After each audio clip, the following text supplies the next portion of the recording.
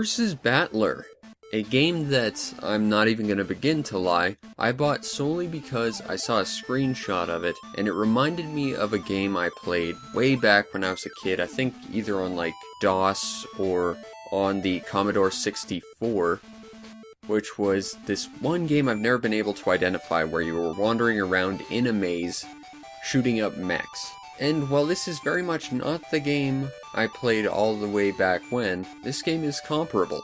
Now before you even get into the arena of Versus Battler, you are presented with options. A lot of options. Like, holy crap, why are there so many options? First, you have to pick whether or not you want to play alone or with another player. Next, you have to figure out which mech you want to pilot. Either the one that looks kind of like a gun cannon, or the one that looks kind of like a Zagok. Next, you have to decide on your level, which really is dictated by the size of the map and number of opponents you're fighting. Then you gotta watch your little guy enter his mech. Then you have to figure out whether or not you want options turned on. Now, this actually took me a few rounds to figure out what that meant. And if you turn options on, what this does is it adds teammates to your battle, which makes it slightly more fair, but also they die really quick, and it really should have just been an alternate life system. Next, you have to pick your soundtrack, and then, after all of that, you can finally begin playing. Once you enter the gameplay proper, you are presented with a very, very busy user interface.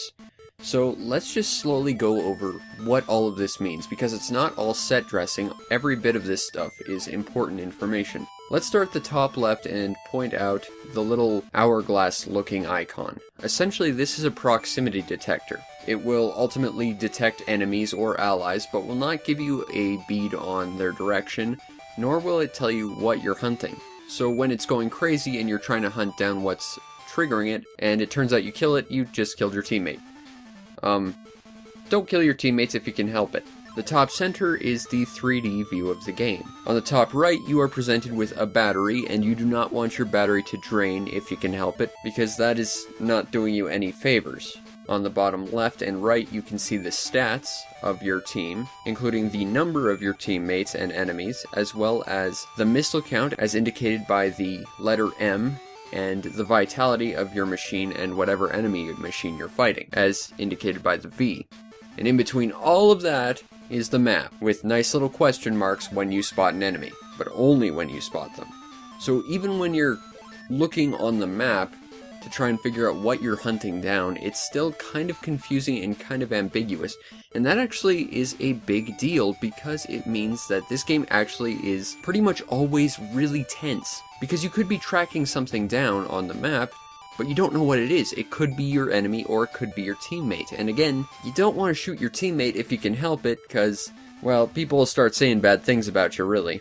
But the thing to take away from all of this is there is constantly tons and tons of information that you need to process in order to play this game well. And while that's all well and good, I have to say it's kind of a double-edged sword, because while there is a lot of stuff to help you figure out how strong you are, how strong your opponents are, where they are, it also means that the actual game screen itself is very cluttered, and there's very little view of the actual game, because you're too busy looking at all the different gauges and the map. I'm not sure how I feel about this, honestly, because while I love that while it gives you all these different tools to help improve your gameplay experience, it also sort of takes away because there's so little of the actual game you get to see.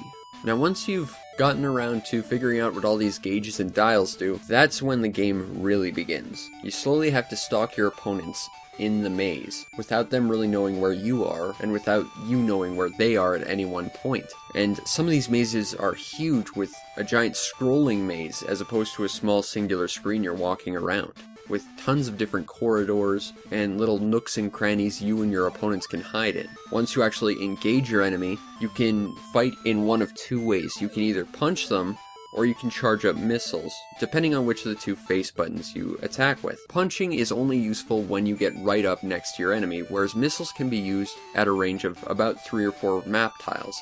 The problem is, though, you have to charge the missiles, and in that time the enemy could move away, and of course, because there's no real animation for figuring out what direction the enemy moved in, well, you have to either chase them or hope they come back into your view. And that's what makes this game so great. It becomes this giant game of cat and mouse. It's always really intense, trying to figure out where not only your one enemy is, but where all the enemies in the map are, and there are up to like 7 depending on the map you choose. And again, your allies, provided you turn them on, are also walking around in there, and you don't want to take them out if you can help it, because while they are ineffective and they should have just been extra lives for your own singular mech, because they die so incredibly quickly, they still distract the enemy if nothing else.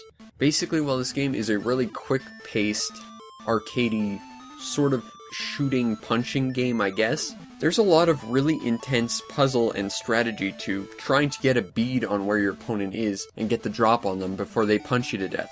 Because when you go one-on-one punching your opponents, you might win, but if you do, you're going to be really, really battered by the end of it, and you're going to have to go find like a health pickup. Because one-on-one fighting your opponents isn't the best strategy in this game. You tend to get wrecked. Now, fortunately, there are pickups in this game, namely battery and health pickups, which will in turn refill your battery and refill your health, which means that you have a better chance of surviving this giant, massive slaughter of cat and mouse. And that's definitely appreciated, but they're hidden in the map, they seem to respawn randomly, and their placement in the map seems to be random, so you kind of just have to run around hoping you don't get attacked in the meantime. And that in turn makes it, again, an even more tense experience, just holding on for survival.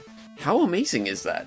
This cheap little Game Boy game that I bought because it reminded me of a game that's pretty much entirely this but bigger and better, managed to give me this much gameplay in such a small period of time. That is mind-blowing in its own sense, despite the fact it is still a very simple game.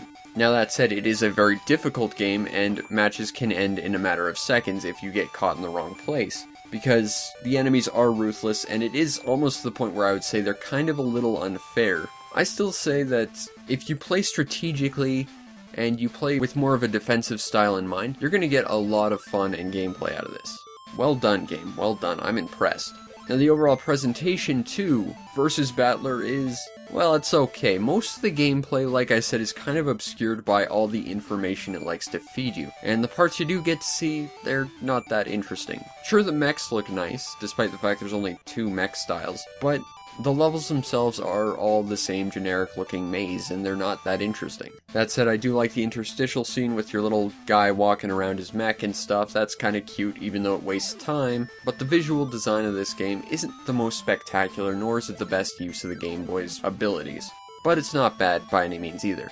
Now, the soundtrack is, well, it's kind of all over the place, really. Like I said, you get to decide what the soundtrack is. You can listen to some kind of Japanese tune, as it's labeled in the radio selector, country and western, which is, yes, as strange as it sounds, and something labeled disco, which is what I selected every single time because it's labeled disco. Are you saying you wouldn't want to play with disco killer robots? If the answer was you don't want to play with disco killer robots, I don't think we can be friends, because very clearly you do not have your priorities straight. But that said, while this game only has 4 songs including the title screen song, it still gives you some choices, and the songs themselves are pretty well produced.